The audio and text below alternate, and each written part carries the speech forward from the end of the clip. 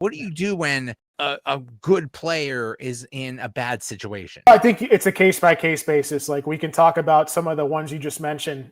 Malik Nabers, like, he's been dealing with a toe injury, and it's become a little bit of an issue in camp.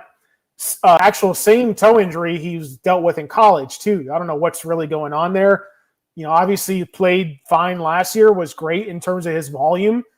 Quarterback play was atrocious. Like, I think we get an upgrade there, even with Russell Wilson.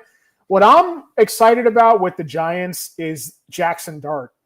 I think he's got a chance to come in and really open up that offense. And I love, if you're in a deep league, dynasty league, like best ball, like when you're taking 3 quarterbacks on your roster, I love getting like 2 sure starters and then like late in the draft getting Jackson Dart because, I think by midseason, Giants have one of the toughest schedules to open the year, by the way.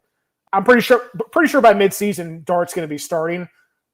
Very similar mold to what Ryan Daboll kind of became famous with, which was helping develop Josh Allen, like mobile, athletic quarterback with a big arm. Maybe he was a little rough around the edges when he came out. And that could be like his next Josh Allen. And I think Jackson Dart's looked great in preseason ball. I don't know how bad the situation is going to be like because of that. I think they added some nice pieces. They drafted Cam Scatabo, who I like a lot. I like Tyrone Tracy towards the end of last year. I think that could be a solid backfield duo for the Giants. So I think there are concerns with Nabers. Justin Jefferson, I understand your point. I would also look at like the positive side of like, I trust more in Kevin O'Connell than I do looking at the downside of a rookie quarterback in McCarthy. Because look at what Kevin O'Connell did with Sam Darnold last year. He got him paid and like he carried Sam Darnold. You could say it was Sam Darnold's year. I think it was more because of KOC, Kevin O'Connell.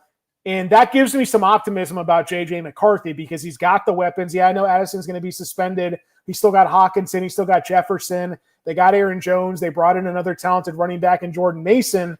So if we believe more in the quarterback situation, Justin Jefferson could be like a top 2 or 3 pick. That's why I've got him at that 6th spot.